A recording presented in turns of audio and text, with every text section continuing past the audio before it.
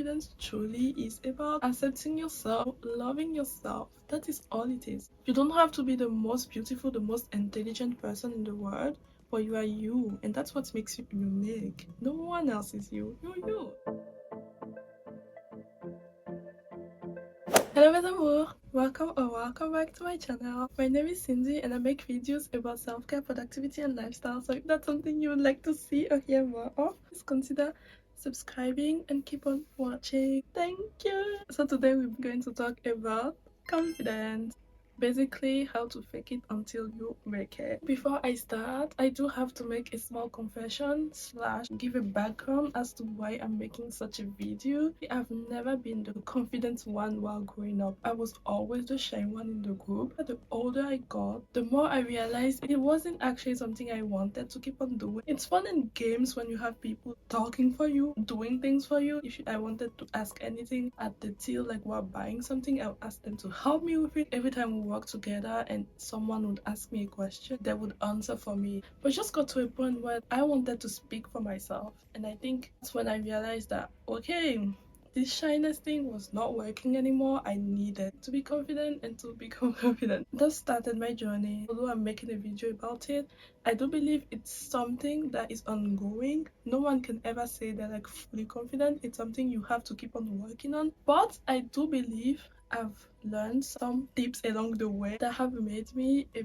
better version of myself, a more confident version of myself, and I would like to share them with you today.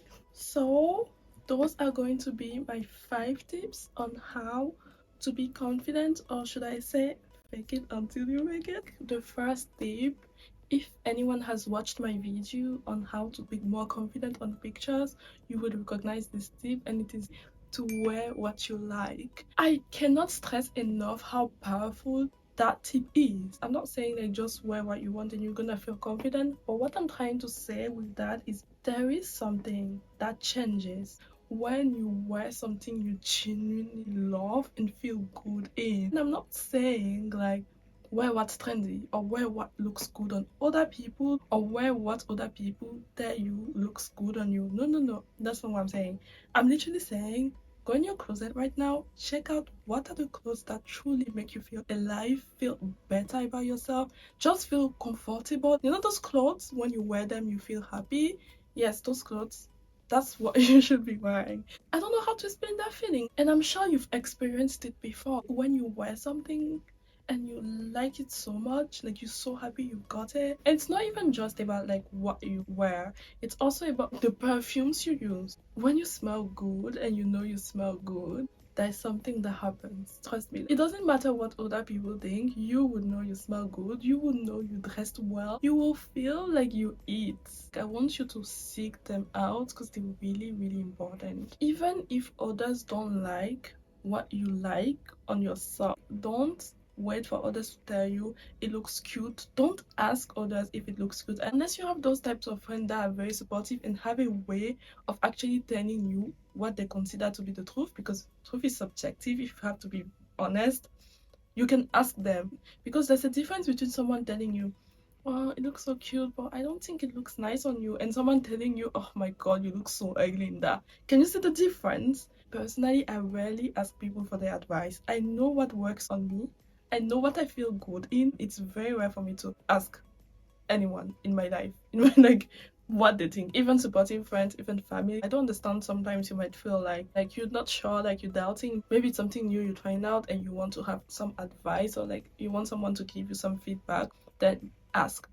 The second tip actually is a new one. It's something I've been doing for like a long time, but I didn't know I was doing. So when I saw it on Pinterest a couple of days ago, I was so shocked. And it is create an alter ego. It sounds so weird. Like when you hear people that have alter egos, it's always like, weird. But it actually works, especially if you consider yourself to be shy. And I use words like considering, thinking when I talk about shy, because I've gotten to a point of my life, having lived more than half of my life thinking I was shy, where I realized that actually I wasn't shy. I just wanted to be shy. And I know it sounds like I'm discarding the whole idea of being shy, but basically, let's just be honest about it. You might be shy, I was shy, but who does it really profit? Does being shy really profit you? You need to be asking yourself that question. But let's close that bracket. The point I was basically making is that you need to create an alter ego. That's something I started when I was 16, I would say. I created this entire persona on social media that wasn't me. In real life, I was the studio Cindy, shy Cindy, quiet Cindy, and on social media, I was dancing in my stories, I was talking, like I was literally living life on social media, but in real life, I wasn't. I lived like that for so long. I think up until I turned 20, it got to the point where every time I would meet someone new, I would always make it a point for them to see my social media because I wanted them to see that Cindy, because the Cindy they were seeing in real life wasn't fun. She was shy. So like that was like a whole thing. But then I got to when I was 20 and I had to sit down and ask myself if I really preferred being the person I wanted to be on social media and then in real life be the person I didn't want to be. And that ties back to the whole alter ego thing. So when I was 20, getting to 21, I took the decision to actually become that alter ego in real life. And I think having an alter ego, creating an alter ego is like the best decision you ever make in your life. And the point the girl was making on Pinterest, basically she was trying to tell like people who want to change their lives, become more successful, because everyone has a different definition of that word. What she was saying is like you create an alter ego and then everything that alter ego is, because remember that alter ego is the supreme version of yourself, everything you want to be, who you want to be in life, that is that person. I'm not asking you to create an alter ego of like a psychopath or a murderer or whatever. No, I'm saying like create an alter ego of the best version of yourself. That girl, yeah, that girl. Create that alter ego and then who she wants to be, everything you need to accomplish in life to be her, you start doing that. So basically, relating back to my point, I'm talking a lot with my hands today.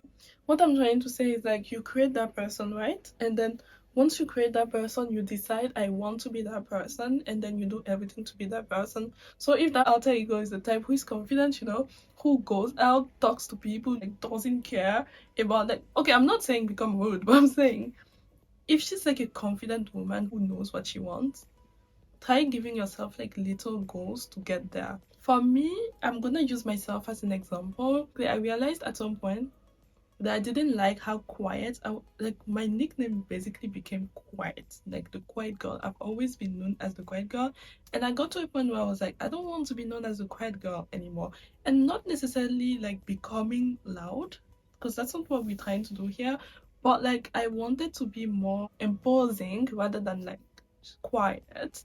So I decided to start speaking louder.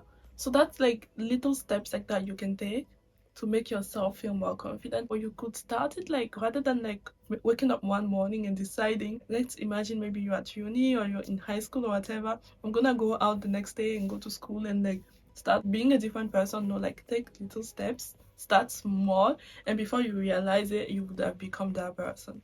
The third point, and I'm really, really hoping right now that I do not mistakenly talk about the fourth point at the same time, because they do resemble each other a lot. But the third point basically is to choose the people around you very carefully, your entourage very carefully. This point is going to be very short because I think it's self-explanatory. The people surrounding you are going to uplift you. You know how they say you're the sum of the 4 people you work with, something like that. If you work with very negative people, you are going to, even if you don't want to, become to a certain extent negative. So if you work with people that actually uplift you, like when you're part of a group and like you guys are getting ready to go somewhere and you guys are just like complimenting one another, like, oh my god, you look so beautiful, I love that dress on you, things like that.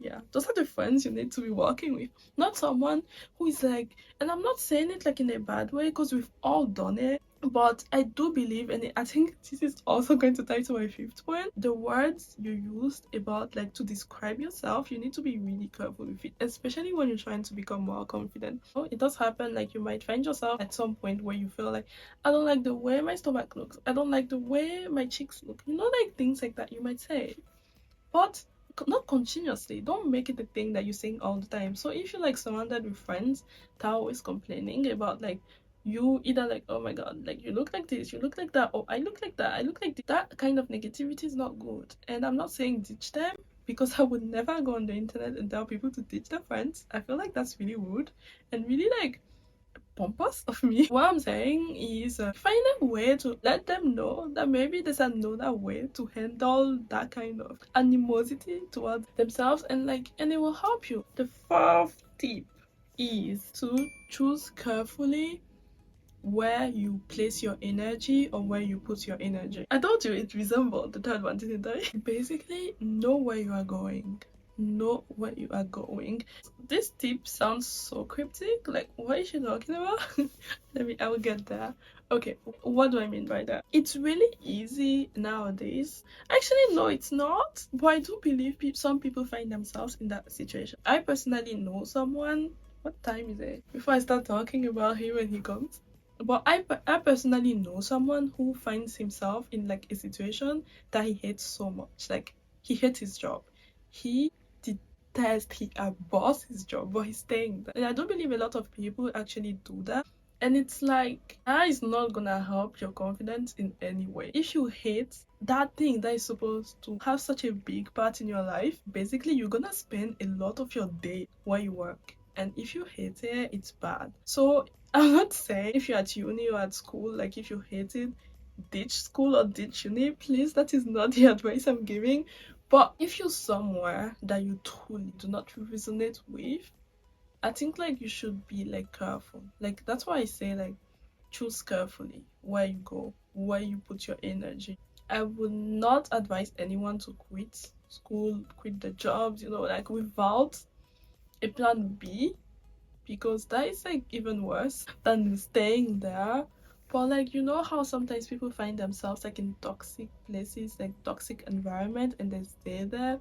That is kind of the advice I'm trying to give. Learn when to get up and go, or learn when to put your boundaries, so that maybe other people respect your boundaries more and you do not feel bad about being where you are, or you just simply go. And that does not apply to everything. That really doesn't sometimes. And as sad as it sounds, you do have to keep it in and just advance. But most of the time, if it's a situation where you can get out, if it's an environment that you consider to be really bad for you, that you really cannot handle, I would advise to leave. And the fifth, then, and the fifth one, and I think my favorite, it's to tell yourself you're confident. I know it sounds so weird, and it has to be part of it, because you cannot fake it until you make it if you're not lying to yourself. And to lie to yourself, you actually have to be speaking to yourself. And basically, like, you need to talk to yourself. It also like relates to like the whole, like, the people around you, kind of like their words towards you and your words towards them and your words towards yourself when you with them. That was like really long. But basically, like, your words, like, words are so powerful. Your mind is like the most powerful tool you've got. Like, you need to be able to use it. And the way to use your mind is to talk to your mind, like convince your mind of something.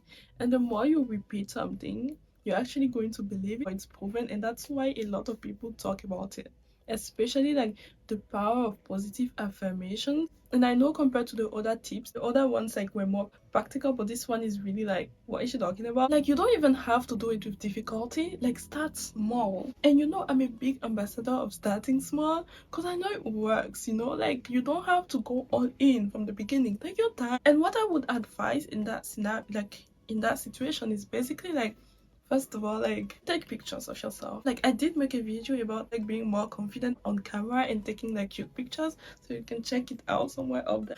But basically, dress up, wear something you feel confident in. We spoke about it. Take the pictures and just like put it as a lock screen. And when looking at those pictures, like, literally tell yourself like, oh my god, I'm so beautiful. You don't even have to lie. Don't you believe you're beautiful? Genuinely, if you don't believe you're beautiful, listen to me.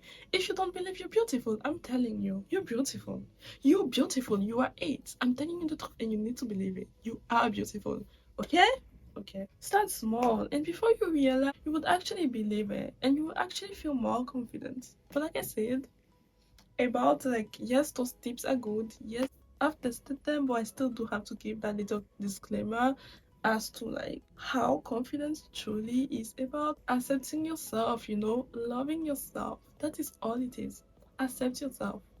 You don't have to be the most beautiful, the most intelligent person in the world, but you are you, and that's what makes you unique. No one else is you. You're you. I think I would give this as a disclaimer. Confidence is not like an end goal. It's an ongoing journey. You're never gonna be at the top of confidence. Even people that are like considered the most confident in like on earth, they also have like points in their lives where they're doubting. They won't show it to you, of course, because like most of those people you're seeing them were on social media or you're seeing them outside, but you're not really seeing people when they're alone. And like when you're alone, you are like your truest self.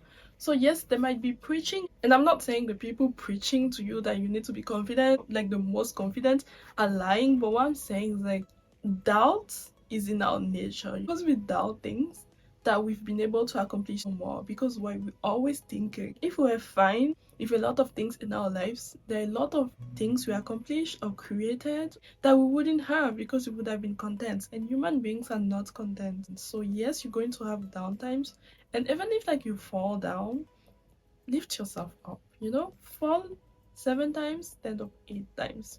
The most important tip is to accept yourself. You will become more confident about yourself. You will love yourself more once you've accepted yourself. I think most people have actually gotten to that level. But once you learn to accept yourself, you might have doubts. You might feel like you're worthless at some point. You might doubt yourself, like really, really doubt yourself.